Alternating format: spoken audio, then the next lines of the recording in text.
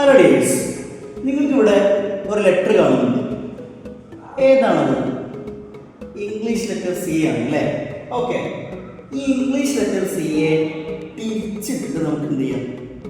ഒരു ലെറ്റർ ഇവിടെ ഉണ്ടാക്കി വെക്കാം.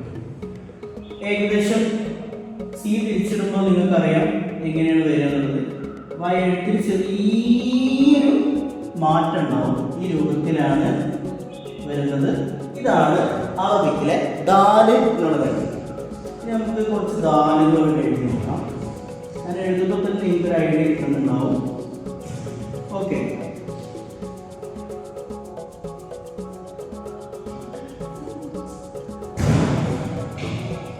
ദ, ദി, ദു, ദ്, ദൻ, ദി, ദുൻ, ദ. ഓക്കെ, ശബ്ദത്തിനെ കുറിച്ച് നമ്മൾ വീണ്ടും പഠിക്കും. ഓക്കെ, ഇനി നമുക്ക് ഈ നാല് ഒരു വേർഡിന്റെ ആദ്യത്തിൽ വരുന്നതും സെൻറ്ററിൽ വരുന്നതും അവസാനം വരുന്നതും മൂന്ന് വേർഡ്. അപ്പോൾ ഈ ദാലിന്റെ റൈറ്റ് സൈഡ് ഇവിടെയാണ്, ലെഫ്റ്റ് സൈഡ് ഇവിടെയാണ്. ഞാനിങ്ങനെ മുന്ന് കഴിഞ്ഞാൽ എൻ്റെ റൈറ്റ് സൈഡ് ഇവിടെയും ലെഫ്റ്റ് സൈഡ് ഇവിടെയും വരുന്നതിലൂടെ ദാലിന്റെ റൈറ്റ് സൈഡ് ഇവിടെയാണ്, ലെഫ്റ്റ് സൈഡ് ഇവിടെയാണ്. കൂട്ടി എഴുതുന്ന സമയത്ത് ഈ റൈറ്റ് സൈഡിൽ എന്ത് ചെയ്യും? മറ്റ് ലെറ്റേഴ്സിന് ടച്ച് ചെയ്യാൻ വേണ്ടി ദാൽ എന്ത് ചെയ്യും? സമ്മതിക്കും. പക്ഷേ ലെഫ്റ്റ് സൈഡിൽ സമ്മതിക്കില്ല. നമുക്ക് ജസ്റ്റ് മൂന്ന് വേർഡ് എഴുതിയാൽ ആ വേർഡിലൂടെ നമുക്ക് കാര്യം മനസ്സിലാക്കാം.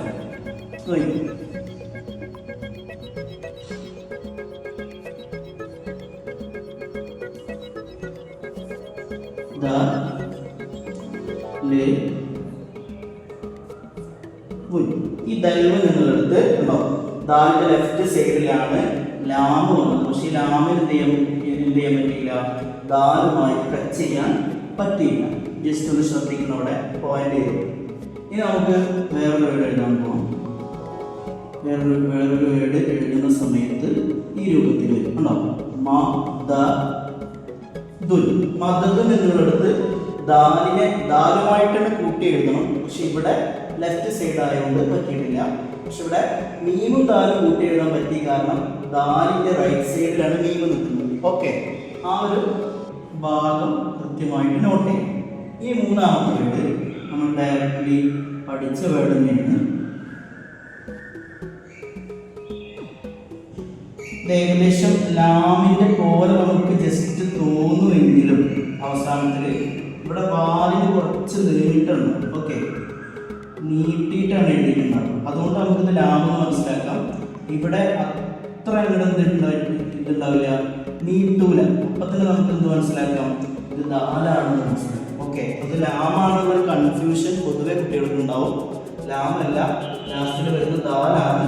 അത് എങ്ങനെ മനസ്സിലാക്കണമെന്ന് ചോദിച്ചാൽ ഈ ലാമിന്റെ ഇവിടെയുള്ള ഈ ഒരു ഭാഗം കുറച്ച് മുകളിലേക്കായിരിക്കും. ഇവിടെ അത് ഏകദേശം ഒരു ഹാഫിൽ കട്ട് ചെയ്തിട്ടുണ്ടാവും. അത് കൃത്യമായിട്ട് മനസ്സിലാക്കണം. ഓക്കെ, ഇവിടെ റൈറ്റ് സൈഡ് ആയതുകൊണ്ട് കൃത്യമായി ടച്ച് ചെയ്തിട്ടുണ്ടാവും. ഈ മൂന്ന് പോയിന്റാണ് മനസ്സിലാക്കേണ്ടത്. ദാലിന്റെ ഒരു ഐഡിയ നിങ്ങൾക്ക് കിട്ടിയിട്ടുണ്ടെന്ന് വിചാരിക്കുന്നു. Thank you.